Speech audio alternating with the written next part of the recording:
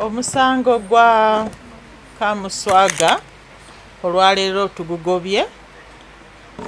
Mu luzungu kye tuyita ensonga, mu luzungu twandigiyise want of prosecution oba loss of interest.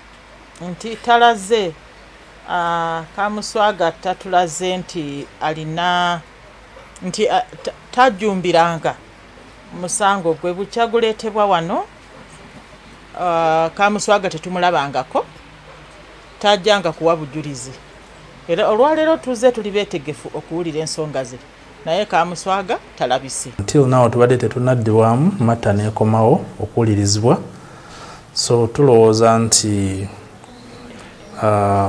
Attorney General alina okukola kyalina okukola era okwewala embarrassment. So bwebanga matta ebadde dismissed for lack of interest, ate ffe nga tukyagoberera, so ekyo kiri unfortunate.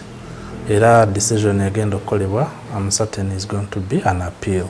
Nkuwadde ebisomooza weebiri ng'okulwisaawo emisango nkyalina essuubi ery'okufuna obwenkanya kutugunyizibwa ke nafuna walisizo prison nga prison warder Afande Luwaga ankuba embooko ez'okunzita nga ntutte wabweru okukola ku kifuba weeru w'amateeka.